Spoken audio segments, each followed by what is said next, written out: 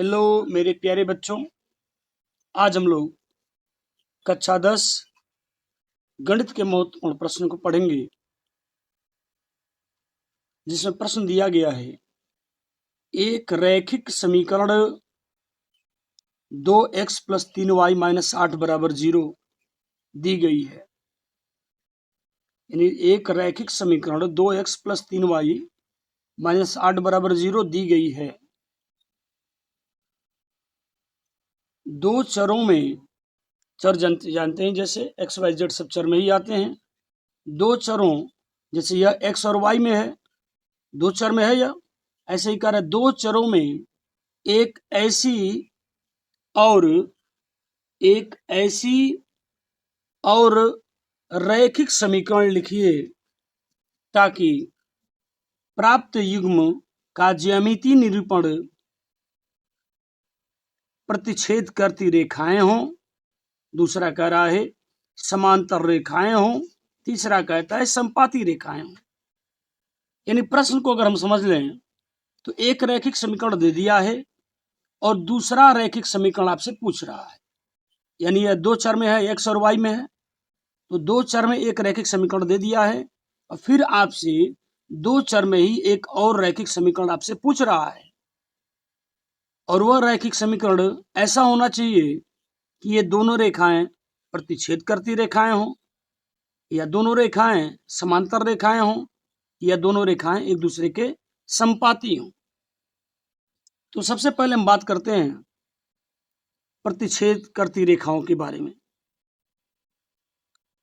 हमारे पास दिया गया रैखिक समीकरण क्या है, 2x + 3y - 8 = 0 है।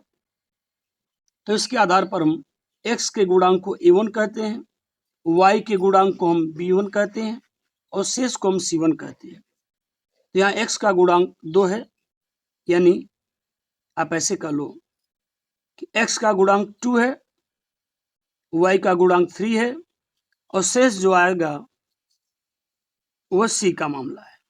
यानी a1 बराबर यहाँ 2 हो गया, b1 बराबर यहाँ 3 हो गया और c1 बराबर यहाँ -8 हो गया।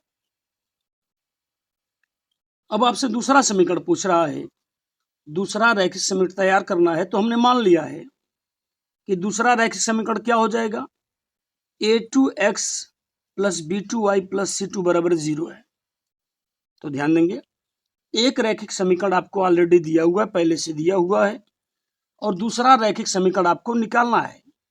उस दूसरे रैखिक समीकरण को हमने क्या मान लिया, जैसे यह है a1x + b1y + c1 = 0, ऐसे इसको ले लेंगे a2x + b2y + c2 = 0।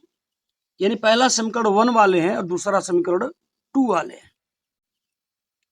अब पहली शर्त क्या है, जब युग्म से प्राप्त रेखाएं प्रतिच्छेद रेखाएं हों। यानी एक रैखिक समीकरण दे दिया है, दूसरा रैखिक समीकरण जो आपने माना है समीकरण 2, ये दोनों रेखाएं एक दूसरे को क्या करती हों, प्रतिच्छेद करती हों। प्रतिच्छेद करने का मतलब यह है कि ये दोनों रेखाएं एक दूसरे को सिर्फ एक बिंदु पर काटती हों। तो जब युग्म, पहले पॉइंट की बात करें, जब युग्म से प्राप्त रेखाएं क्या करती हों, प्रतिच्छेद रेखाएं हों, यानी एक दूसरे को प्रतिच्छेद करती हों किसी एक बिंदु पर, तो शर्त है a1/a2 = b1/b2। a1 का मान आपको दिया हुआ है 2 है, a2 का मान पता नहीं है, इक्वल दे दिया, b1 का मान 3 है और b2 का मान हमको पता नहीं है, तो हमने b2 ऐसे ही उतार दिया इसको। यानी प्रतिच्छेद रेखाओं के लिए शर्त है a1 का मान आपको दिया हुआ है, b1 का मान दिया हुआ है, लेकिन a2 और b2 का मान आपको पता नहीं है। तो a1 का मान हमने 2 रख लिया, a2 का मान पता नहीं है, नॉट इक्वल है, और b1 का क्या है 3 है, b2 का b2 है। यही हमने क्या किया, a2 और 3 की जगह को आपस में बदल दिया। a2 को यहाँ भेज दिया तो यह a2/b2 हो गया, और जो 2 था यहाँ उसका अपान में 3 आ गया, यानी 2/3 नॉट इक्वल a2/b2। यानी कहने का मतलब क्या है कि A2 अपान B2 का मतलब ये A2 अपान B2 बराबर नहीं हो सकते किसके, 2 अपान 3 के। इसका मतलब यह है कि A2 अपान B2 का मान 2 अपान 3 नहीं हो सकता, इसके अलावा कुछ भी हो सकता है। अर्थात ये 2 अपान 3 नहीं हो सकता, A2 अपान B2 का मान 2 अपान 3 नहीं हो सकता, इनके अलावा कुछ भी हो सकता है। इसलिए हमने क्या किया, इन्हीं को आपस में बदल दिया, 2 को 3 कर लिया, 3 के जगह पर 2 कर दिया। इसका मतलब है कि 3 अपान 2 यानी 2 अपान 3 का मान A2 अपान B2 नहीं हो सकता, लेकिन इनके अलावा कोई भी मान हो सकता है। जैसे हमने क्या किया, 3 अपान 2 A2 अपान B2 हो सकता है, 2 अपान 3 not equal A2 upon B2 है। इसका मतलब यह है कि 2 अपान 3 का मान A2 अपान B2 के बराबर नहीं है, इनके अलावा कोई भी मान रख लो। इसी को हमने उल्टा कर दिया है, 3/2 कर दिया, तो ये A2 अपान B2 हो सकता है। तो A2 का मान 3 हो गया, अब B2 का मान 2 हो गया यहाँ। अतः हमारा जो रैखिक समीकरण जो प्राप्त होना है हमको, और रैखिक समीकरण हमने क्या मान लिया है, A2x, ये दूसरा वाला जो मान है तो हमको ज्ञात करना है, A2x plus B2y plus C2 बराबर 0 है।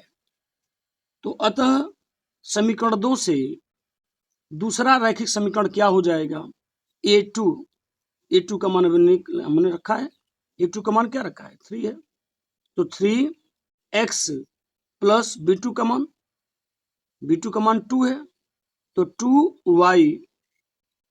अब देखो यहाँ क्या मामला है, A1 और A1 अपान A2 B1 अपान B2 का मैटर, C1 C2 से कोई मैटर नहीं है, तो C1 C2 का मान आप कुछ भी रख लो, कोई दिक्कत नहीं है।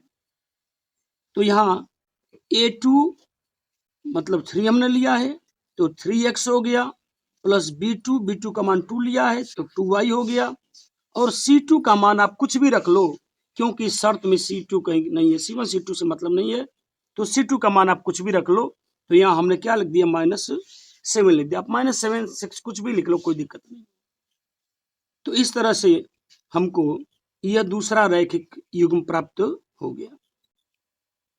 अब आते हैं दूसरी शर्त पर कि समांतर रेखाएं हों, यानी जो रेखा दी हुई है वह और जो हम ज्ञात करने जा रहे हैं वह दोनों रेखाएं एक दूसरे के समांतर हों। तो जब युग्म से प्राप्त रेखाएं एक दूसरे के समांतर हों तो शर्त होती है A1 अपान A2 बराबर B1 upon B2 not equal C1 upon C2।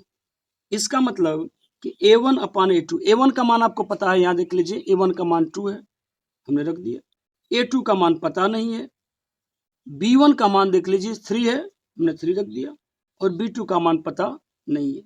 फिर पहले की तरह क्या किया हमने, A2 और 3 की जगह आपस में बदल दिया, तो A2 अपान B2 हो गया, A2 यहाँ चला गया, तो A2 अपान B2 हो गया, 2 अपान 3 हो गया, यानी A2 अपान B2 इक्वल 2 अपान 3 है। इसका मतलब यह है कि A2 का मान 2 है और B2 का मान 3 है। इस तरह से हमको यहाँ A2 और B2 का मान पता चल गया, लेकिन इस सूत्र में C1 C2 का भी मैटर है, पहले वाले में तो नहीं था लेकिन यहाँ तो है।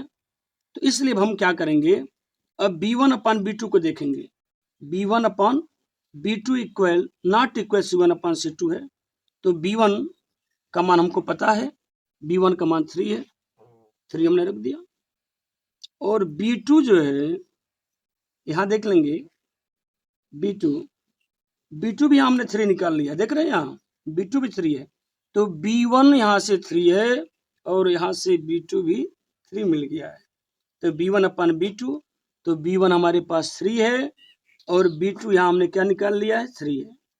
C1 अपान C2, C1 का मान क्या है, -8 है, हमने रख लिया, अपान 2 है, 3 से 3 कैंसिल हो जाएगा, 1/1 हो जाएगा, -8 अपान C2 हो जाएगा। अब क्रॉस मल्टीप्लाई कर लीजिए, तो C2 का 1 में करेंगे, C2 इक्वल -8 हो जाएगा। इस तरह से हमको A2, B2 और C2 तीनों मान प्राप्त हो गए। अतः दूसरा रैखिक समीकरण जो हमको ज्ञात करना है इस शर्त के लिए, तो वही शर्त हो जाएगी A2x plus B2y plus C2 बराबर 0, उसी पर तो बार बार चलना हमको है। तो क्या हो जाएगा, A2x plus B2y plus C2 बराबर 0, तो A2 का मान क्या मिल गया, 2 मिल गया, तो 2x प्लस B2 कितना है, 3 है, तो 3y और C2 का मान क्या मिला, -8 = 0। यानी A2 B2 C2 का तीनों का मान इस समीकरण में ले चल के इसी को माने हैं, इसी पर रखना है। तो इसमें हमने A1 A2 B2 और C2 का मान इसमें रख दिया, तो हमको यह दूसरा रैखिक समीकरण प्राप्त हो गया। इस तरह से अब तीसरी शर्त पर आएंगे।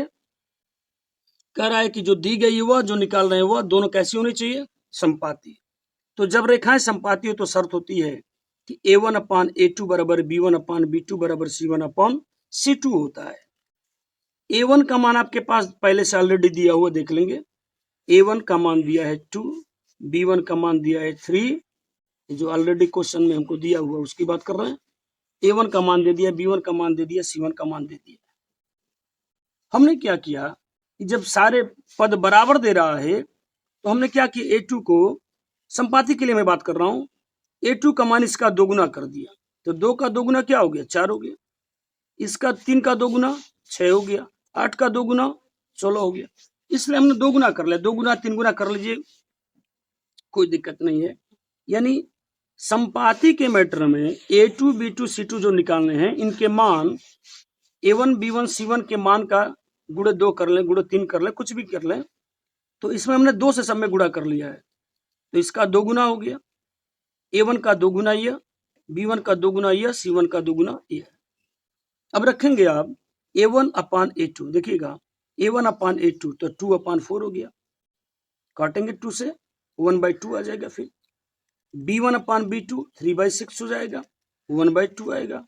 C1/C2 है, इसको भी आप रख लो, -8/-16, माइनस से माइनस कैंसिल हो गया और ये 8 2 जा 16 हो जाएगा।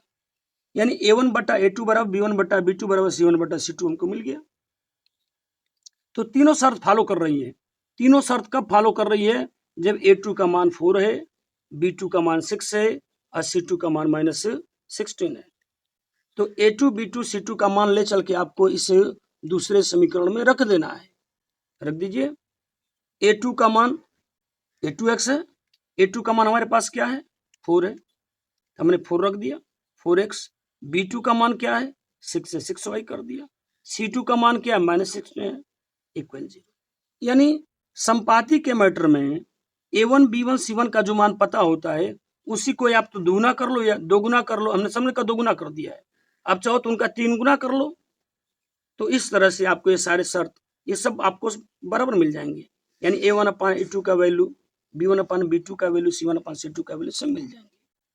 उम्मीद करते हैं ये प्रश्न आपको समझ में आ रहा होगा, और ये प्रश्न अगर आपको समझ में आ रहा है तो इसको लाइक और सब्सक्राइब कर दें, क्योंकि हर रोज आपको एक महत्वपूर्ण प्रश्न प्राप्त होते रहेंगे।